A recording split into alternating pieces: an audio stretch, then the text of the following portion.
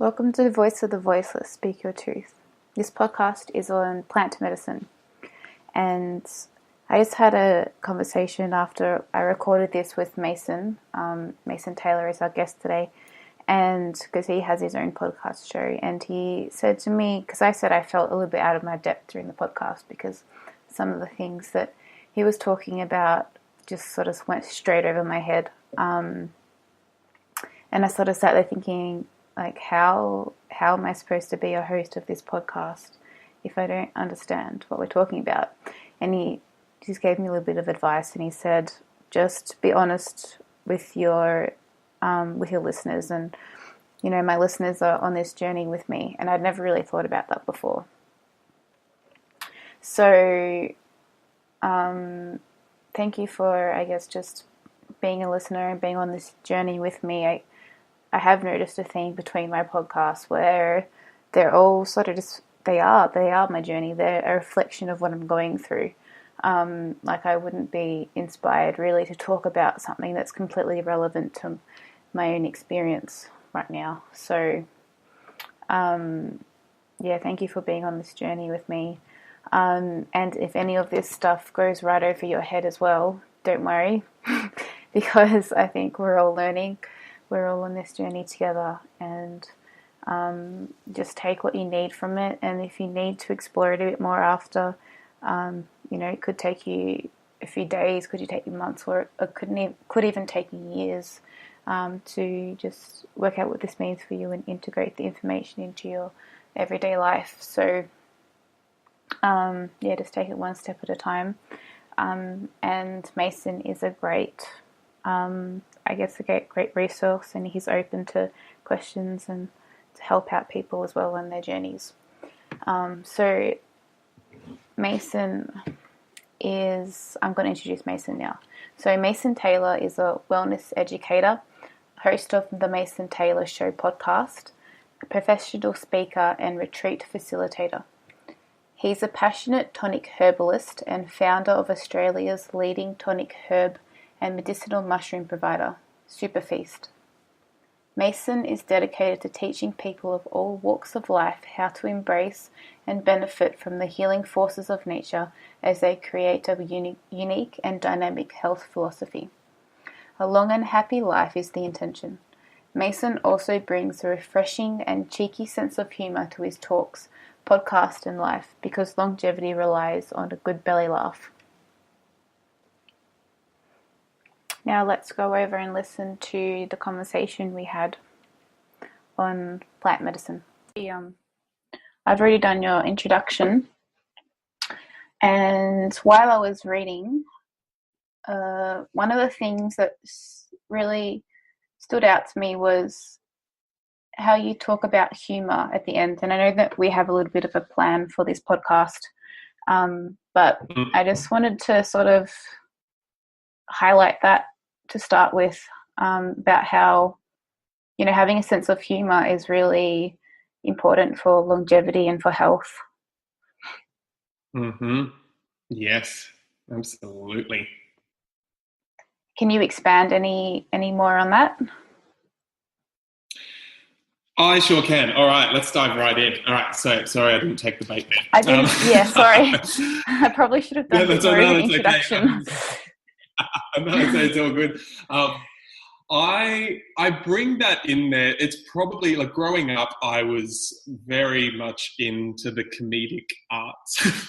I loved watching comedy. I loved having a laugh with friends, and it was something that when I got into the health scene, and I dove in my early 20s, I dove quite hard into the health scene, into raw foodism and herbalism and fasting, and becoming quite a purist and I'd put that in the sense of an unintegrated purist in the health scene, kind of like many people listening to this, I'm sure, have gone through that initiation path of getting so caught up in a fad that it almost feels like you're in a cult when it comes to your health, and you might get to the point where you're orthorexic, where you think, I can't eat this, I can't eat that, it's gonna this gonna like dirty my body if I bring this into me, if I get from around that kind of energy, and you become a little, you become a bloody boring person from my point of view. And so what wasn't integrated when I was getting deep into my health was that that funny bone. I wasn't toning my funny bone a whole lot, and everyone in the health scene tend to have a bit of a stick up their ass, and even having a laugh was something that was like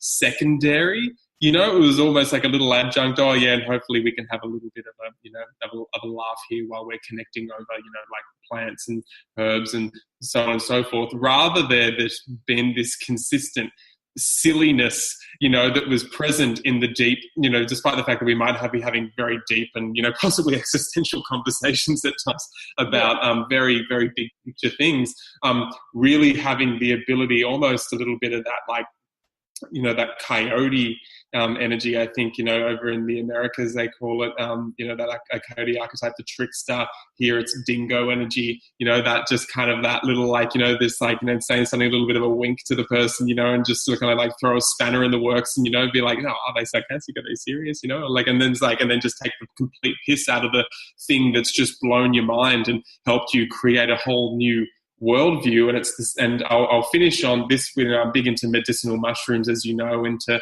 tonic herbs, and when a new trend comes around in the health scene, and everyone gets very excited, and at times the mind can get very caught up, and at times the ego can get very caught up in the fact that we are beginning to integrate, and what I'm about to say is all true, and this magic is very true. It's in the sense that, say, like these mushrooms are cosmic, in the sense that the spores, the sperm and the egg of the mushroom kingdom can survive the vacuum of space, and like many seeds came down upon the earth and helped to literally create and build this ecosystem that we have within our world, literally shaping the way forests and soil has been constructed and evolved over time, they're literally aliens, and we connect to that when we consume those. And, within the forest, the mycelium of the mushroom, the body of the mushroom, really, gets in through the soil. It's a sign of healthy soil that helps seeds to germinate, integrate with trees,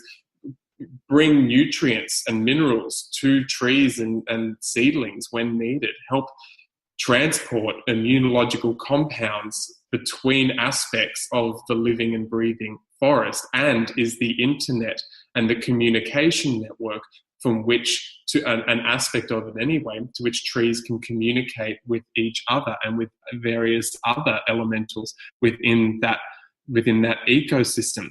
And what happens is that mushrooms, in the way that we interact with them, these medicinal mushrooms grow up through the trees, and then out comes this fruiting body, and everyone's feeling very bloody beautiful, and getting a bit trendy, that I'm like, here I am, I'm connecting with these cosmic beings and this consciousness of this fungi kingdom, the noble representatives of the fungi kingdom with all their immunological magic.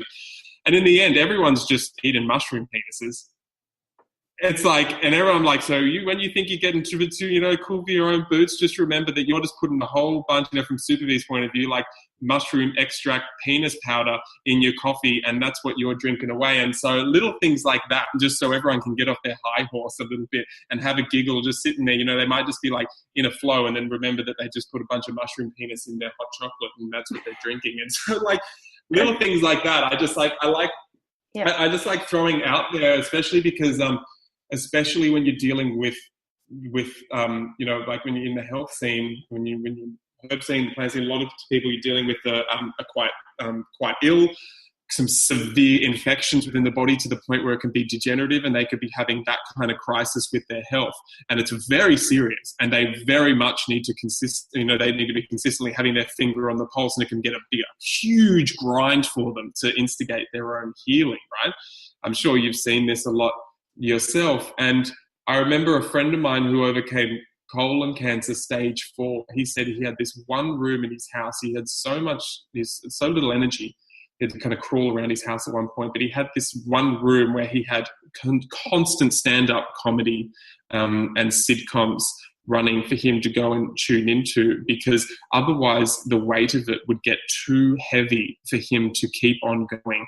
And he needed that little whether it was sarcastic, silly humor, slapstick humor, like whether it was dark, British comedy, or whether it was just something kind of light and fun. It really gave him the fuel to keep on going and not get so identified with the disease. And that's why I like having a laugh a lot of the time, despite, that's not even bringing into the fold that tension from the nervous system rolls out when you're having serious laughter. It's like, that's why I talk about it a lot. That's why I do, like, I really lead, and even when I present my bio, hopefully we're doing this with a big belly laugh at the same time. Yeah, that's great.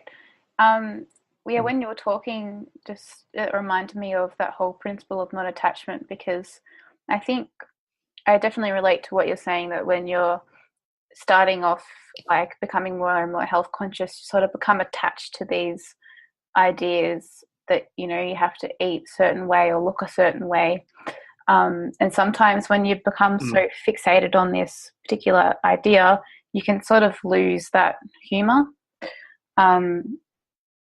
And I mean, I think there's definitely the aspect of, like, if you believe something, like Bruce Lipton talks about this a bit, your beliefs and your thoughts can literally, like, change and shape your biology. But I can definitely also see the I can't think of the right word right now. Well, I might just say, because you bring up a good point with the biology of belief, and specifically with cellular biology and the ways that our genes are expressing themselves. And literally, when you're lighthearted, and there's, if you look at nature, there's consistent cosmic giggles occurring within nature, constant juxtaposition. It's just constant, this, like, contradictions.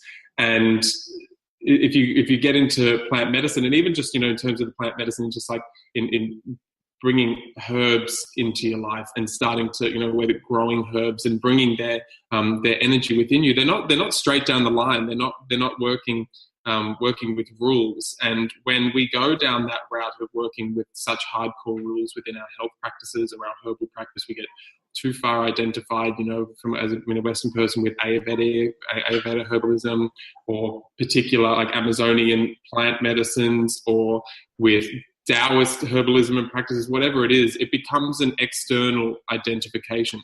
And that external identification leads us to really losing a lot of the slipperiness within ourselves and within our cellular biology, the lightheartedness. And so when you have the lightheartedness, you're able to have a light molecular weight within your cellular biology at the same time. And so you can actually have room to breathe for those membranes within the extracellular fluid and the fascia in which they reside.